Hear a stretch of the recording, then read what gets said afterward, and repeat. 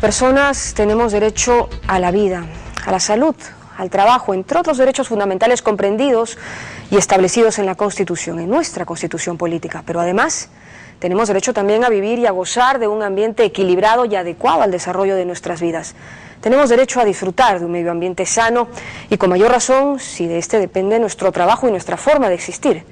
Hoy en Tus Derechos, derecho al medio ambiente. Soy Rocío Aliaga, bienvenidos.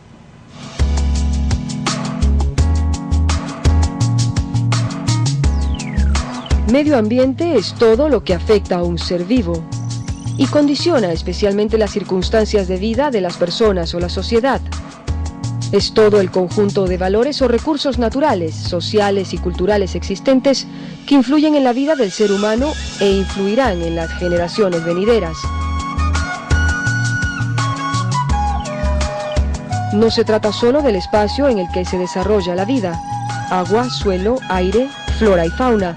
Se trata también de las relaciones que se dan entre ellos.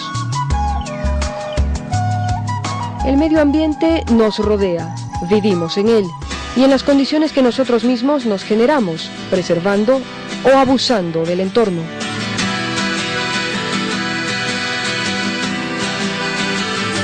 La Constitución Política del Perú vigente, la de 1993, refiere en su artículo 2, inciso 22, el derecho fundamental de la persona a gozar de un ambiente equilibrado y adecuado al desarrollo de su vida. Siendo así, el Estado tiene el deber de efectivizar su plena vigencia, además de prever los mecanismos de su garantía y defensa en caso de transgresión. Para tal efecto, el Tribunal Constitucional además refiere que el derecho a gozar de un ambiente equilibrado y adecuado faculta a las personas de poder disfrutar de un medio ambiente en el que sus elementos se desarrollen e interrelacionen de forma natural y armónica, de tal manera que la intervención del hombre no suponga una alteración sustantiva de la interrelación existente. El tribunal advierte además el derecho a que este medio ambiente sea preservado para su sano equilibrio. Equilibrio que se traduce en obligación de los poderes públicos de mantener los bienes ambientales en condiciones adecuadas.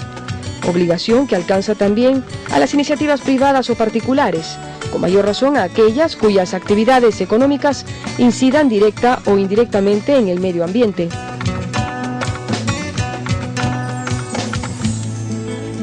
Y es que es este vínculo, el que existe entre la producción o desarrollo económico y el derecho a un ambiente equilibrado y adecuado al desarrollo de la vida, el que no debe perder de vista que se rige bajo el principio tal vez más importante de este tema, el principio de desarrollo sostenible, que no es más que una pauta para que la gestión humana sea capaz de generar una mayor calidad y condiciones de vida en beneficio de la población actual, pero manteniendo la potencialidad del ambiente para satisfacer las necesidades y las aspiraciones de vida de las generaciones futuras.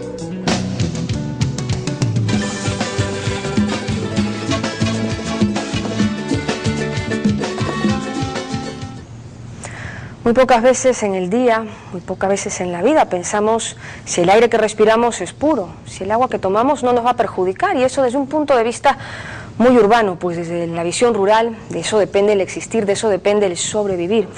Este derecho se ve enfrentado muchas veces con el desarrollo económico del país, que depende en gran parte de los recursos naturales y de su explotación. Y precisamente sobre ese vínculo, el Tribunal Constitucional refiere una serie de principios encabezados por el desarrollo sostenible o sustentable. Pero hay más, ¿no es así, Francisco? Buenos días. Sí, Rocío.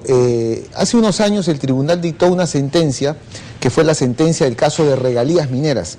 En ese caso de regalías mineras, que se trataba justamente de la gran minería, el tribunal consideró oportuno referirse a algunos principios, como tú has comentado, el principio de desarrollo sostenible o sustentable, que no es otra cosa, en palabras breves, como se dice en el informe, que los bienes y recursos naturales y la conservación del planeta debemos preservarla para las generaciones futuras. Pero también hay otros principios en la relación económica con el medio ambiente, ¿no? Como el principio de conservación, por ejemplo, el de prevención, que supone resguardar los bienes ambientales de cualquier peligro, el principio de restauración, ¿no? Referido a que hay que recuperar estos bienes materiales como los bosques, etcétera, el principio de mejora, el principio precautorio y un principio muy importante que es el principio de compensación, es decir, quien contamina paga, quien contamina debe restituir aquello que deteriora. Así, eso es lo que ha dicho el tribunal, entre otras sentencias, pero esta es una de las más importantes. Para hablar de eso y mucho más, Francisco, regresamos con una entrevista a Isabel Calle Valladares, de la Sociedad Peruana de Derecho Ambiental. Quédese con nosotros.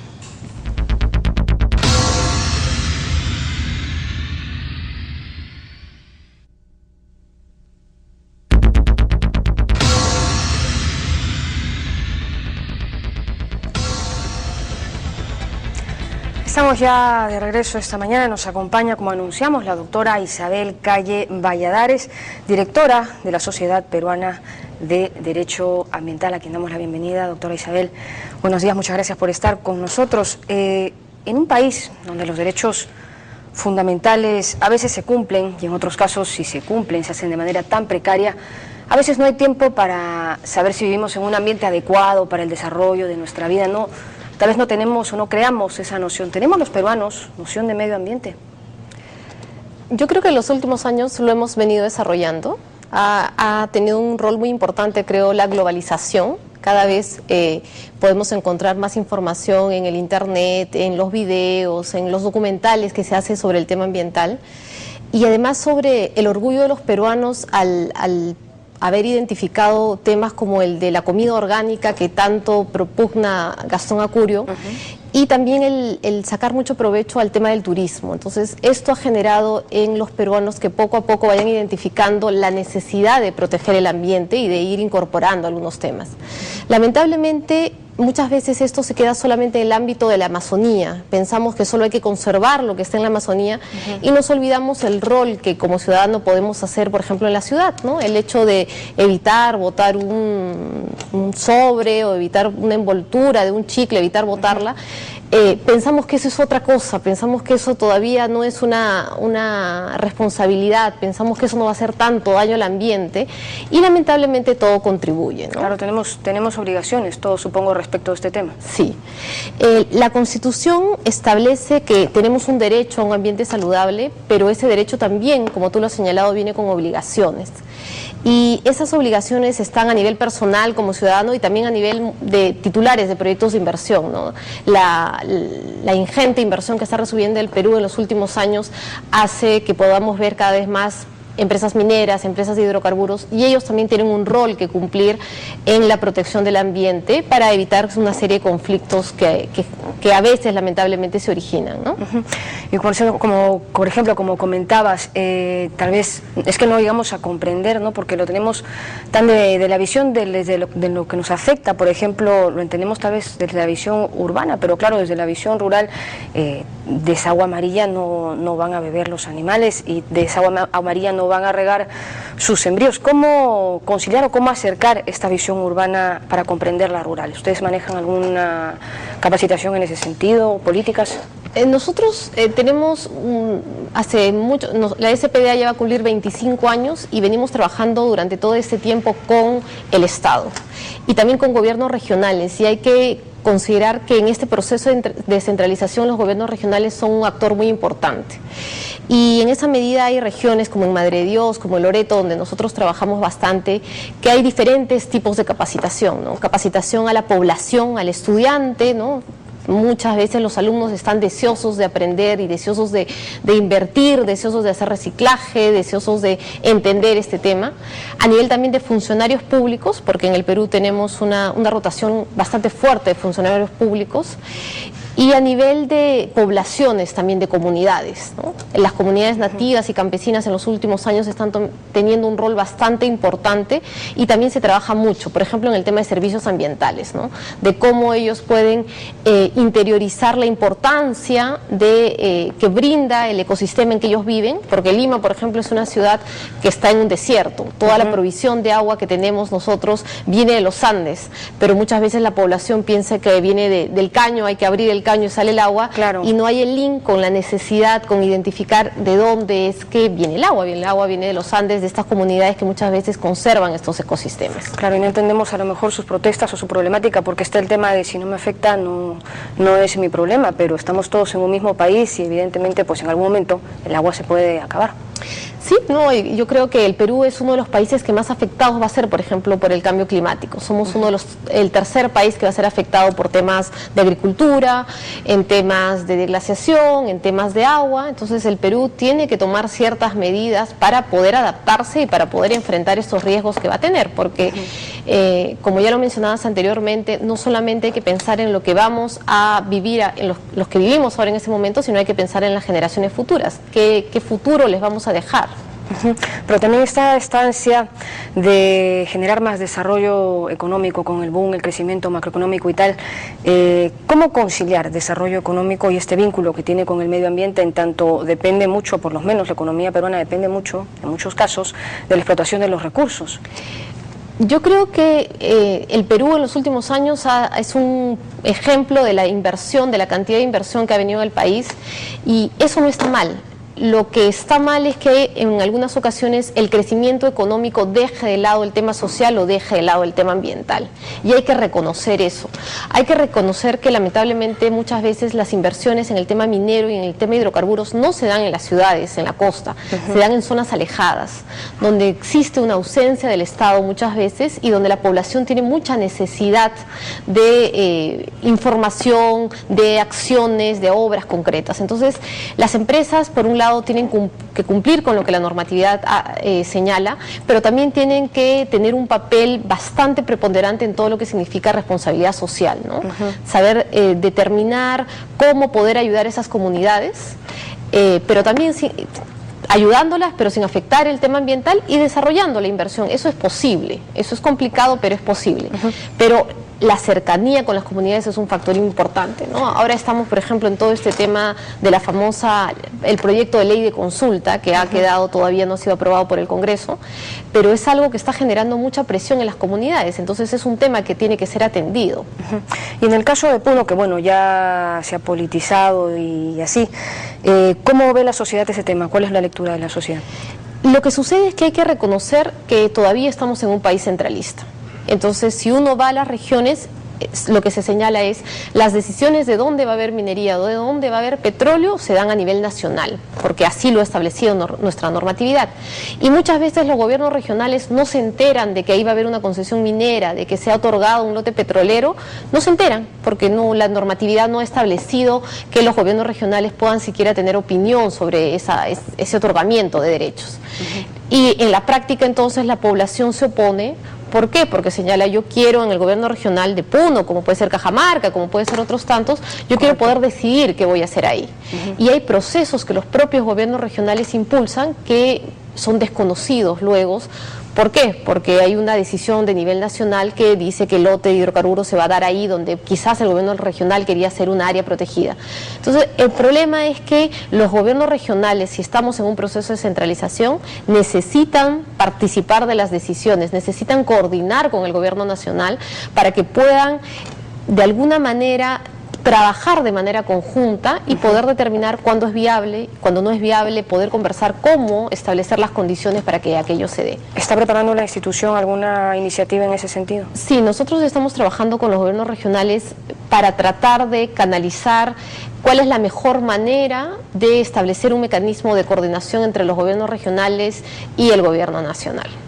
El tema este de la propiedad del suelo, de la propiedad del piso que ocupas, que se da en otras realidades y se cuentan otras historias, ¿se podría aplicar aquí? ¿Podría resolver algunas cuestiones? Mira, curiosamente nosotros ahora tenemos un proyecto con fondos de la cooperación belga justamente para darle una mirada a este tema. ¿Por qué? Porque no sé si tú recuerdas el video que salió hace un poco sobre toda esta discusión, el video de Hernando de Soto, en el cual se señalaba la opción, ¿no? Uno tiene una indígena de Alaska y dice, mira, yo soy rica, tengo tantos millones de dólares, y uno ve en contraposición una indígena de la Amazonía peruana y dice, bueno, yo soy pobre y yo no accedo a la tierra. Y nosotros hemos hecho un análisis legal de las diferentes visiones de los países como Canadá, como Estados Unidos, Colombia, etcétera, y nos hemos encontrado que aquellas opciones también tienen sus problemas. En Estados Unidos, en Alaska, hubo un tiempo donde, si bien es cierto, el indígena era dueño del subsuelo, las negociaciones eran que finalmente por $1 terminaban vendiendo el terreno, porque no tenían los diferentes mecanismos. Entonces, consideramos que se necesita hacer una reforma, estamos trabajando, pero consideramos que hay otra serie de factores que tienen que cambiarse. Cambiando solamente la titularidad de quién es dueño de la propiedad del subsuelo no se va a solucionar eso. Hay temas de ordenamiento territorial, hay temas de titulación, hay temas de promoción de la Amazonía, hay temas de comunidades, el tema de consulta con las comunidades. Entonces consideramos que tiene que hacerse una reforma integral, porque si no, no vamos a solucionar el tema. Bueno, lo importante es no quedarse sin opciones y en todo caso explorarlas. Muchas gracias por haber estado con nosotros esta mañana, doctora. Nos vamos a la pausa, amigos. Regresamos con una entrevista al doctor Pierre Foy Valencia, profesor y experto en Derecho Ambiental de la Universidad Católica. Volvemos.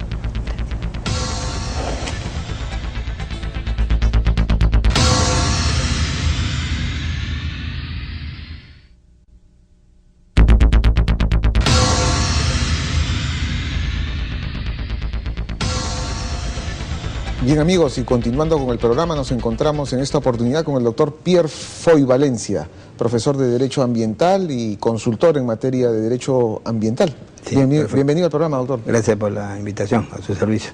Bueno, la Constitución tiene algunas disposiciones, como por ejemplo los recursos naturales y la política nacional del ambiente. Correcto. En relación a los recursos naturales, ¿cuál es el tratamiento que diseña la Constitución? La Constitución dice que estos son patrimonio de la nación.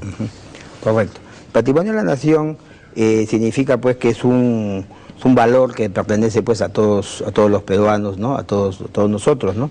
Y se le suele confundir como que es un derecho de propiedad de parte del Estado, pues es una visión, digamos, pasatista, ¿no? La visión correcta es que es un derecho que nos pertenece a todos. Sin embargo, el Estado ejerce un rol de representación y lo que en doctrina se llama un dominio eminente, ¿no? Eminente en el sentido que él se encarga de generar las condiciones para que los particulares lo puedan aprovechar estos recursos, sean naturales, personas jurídicas también, sean nacionales o extranjeros, y extranjeros con las limitaciones dentro de 50 kilómetros de la frontera, ¿no es cierto? Y también eso tiene una excepción, o sea que tampoco es universal, ¿no? Los recursos naturales, por un lado, pero también está la diversidad biológica. O sea, la Constitución también protege esta diversidad biológica. Correcto. La Constitución reconoce, ¿no?, la protección, ¿no?, la conservación de la diversidad biológica. Y el desarrollo infraconstitucional en relación con este tema señala que la diversidad biológica es también parte de los recursos naturales. Precisamente hay una ley orgánica de aprovechamiento sostenible de los recursos naturales en donde se reconoce que la diversidad biológica es parte de los recursos naturales. Y la diversidad biológica tiene 3 componentes, ¿no? Los ecosistemas, las especies y los genes. En relación con cada uno de estos componentes hay un desarrollo también normativo bastante especial, bastante interesante. Tal vez habría que hacer una acotación porque la Constitución señala que se protege la conservación, ¿no?, de la diversidad biológica, pero la diversidad biológica no solamente es conservación, también es aprovechamiento, también es participación en los beneficios que generan los recursos genéticos. Todo eso lo dice el convenio sobre diversidad biológica, que es anterior a la Constitución. Yo creo que si la idea era, digamos, economizar palabras y economía del discurso, si se hubiera dicho en la Constitución que el Estado protege promueve los objetivos de la diversidad biológica, ahí ingresa conservación, ingresa utilización, ingresa participación en los beneficios, etcétera. O sea, con pocas palabras se dice más. Es cuestión de tecnología, digamos, constitucional. Muy bien, y en todos estos conceptos que al final constituyen la realidad medioambiental del Perú, el Estado es el que debe fijar la política. Correcto, eso es lo que establece la Constitución. Y también la Constitución señala que el Estado fija, ¿no? Establece una política nacional del ambiente. Esa política nacional, ¿cómo la evalúa usted? Ya, la política nacional del ambiente ha sido desarrollada ya mediante un decreto supremo, ¿no?, del Ministerio del Ambiente. Esa política tiene 4 ejes o 4 líneas centrales, ¿no?, a partir de las cuales se abordan los distintos elementos de la sostenibilidad que debe tener el país. Tal vez, por ejemplo, a modo de ejemplo, la primera línea está referida a los recursos naturales, al aprovechamiento de los recursos naturales, ¿no? Como todas las cosas son revisables y son perfectibles. Entonces, por ejemplo, cuando se habla de los lineamientos de recursos naturales, ahí se pone el ordenamiento territorial. Y ordenamiento territorial es algo que no solamente involucra a los recursos naturales, involucra a las ciudades, etcétera, ¿no? Entonces, bueno, en esa línea, digamos, de la política nacional del ambiente, creo que hay un error ahí de haber sesgado el tema de ordenamiento como parte de los recursos, ¿no? Pero lo importante es que tenemos una política, están ahí trazados los lineamientos, ¿no?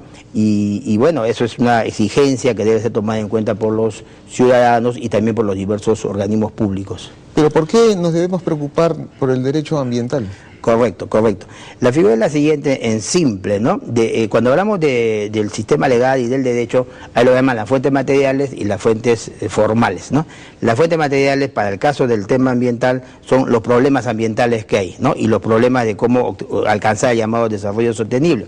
Entonces, el sistema jurídico lo que hace es proveer herramientas conceptuales, ¿no?, instrumentos para responder a esos desafíos, ¿no?, de la realidad ambiental, ¿no es cierto? Ya los problemas ambientales, en fin, son más o menos conocidos. Entonces, el sistema jurídico cómo provee, ¿no?, para resolver esos problemas y proyectarse en términos de lo que es el desarrollo sostenible, que después podemos hablar. Justamente, la Constitución habla del desarrollo sostenible. Correcto. 2 preguntas. ¿Qué es el desarrollo sostenible? Y si en el marco de la Constitución solo se restringe a la Amazonía, porque se dice, ¿no? Se debe proteger el desarrollo sostenible de la Amazonía. Correcto. El desarrollo sostenible, digamos, se simplifica y se esquematiza, pero no significa que se esté banalizando, en un equilibrio de 3 componentes, o las 3 E, ¿no? La ecología, la economía y la equidad. Ese concepto que es muy simple, sin embargo toma forma mucho más especializada según las temáticas respectivas, ¿no? Por eso es que se puede hablar del aprovechamiento sostenible de los bosques, por eso es que se puede hablar de la empresa sostenible, se puede hablar indistintamente de aspectos sostenibles, ¿no? Porque el concepto lo permite desarrollar, digamos, ¿no? Hoy en día prácticamente el tema de la sostenibilidad se ha inundado, pues, en todos los espacios, en todas las áreas temáticas, ¿no? Y del derecho, justamente estábamos comentando, por ejemplo, las compras sostenibles, ¿sí? El Estado debe adquirir también los bienes y los productos tratando de incorporar criterios de sostenibilidad. Aquellos productos que no provienen de procesos que están debidamente garantizados deberían tener una suerte, ¿no?, de reducción o de limitación. Ahora, en relación es interesante porque la Constitución dice que el Estado promueve el desarrollo sostenible de la Amazonía, y eso para mí me parece una visión muy tropicalizada del desarrollo sostenible. El desarrollo sostenible tiene que ver con todos los espacios del país, inclusive con las 200 millas, ¿no?, con las ciudades, con las montañas. Hoy en día importantísimo es hablar del desarrollo sostenible de la montaña, precisamente por las cuestiones vinculadas al cambio climático. Entonces, la Constitución ha cometido, pues, ese error, yo diría ese horror de solamente hablar de la Amazonía y del desarrollo sostenible, tal vez porque en el año 93 estábamos a portas de lo que fue este gran evento del año 92 en Brasil, en Río, ¿no? Pero en realidad el Tribunal Constitucional ha enmendado esto. ¿Cómo así? Porque ha derivado conceptos de desarrollo sostenible a partir de una visión que integra aspectos, por ejemplo, del derecho al medio ambiente, de la política nacional del ambiente. Hoy en día un enfoque moderno de política nacional del ambiente no puede estar ajeno a un concepto de desarrollo sostenible. O sea que implícitamente el desarrollo sostenible para todo el país se desprende, a mi modo de ver, del señalamiento de la política nacional del ambiente, y no solamente del asunto de la Amazonía. El medio ambiente, el desarrollo sostenible, son conceptos que no solamente son importantes en el Perú, sino en el mundo. Correcto. Porque tienen que ver con la preservación del planeta. Y en ese contexto interviene el desarrollo industrial.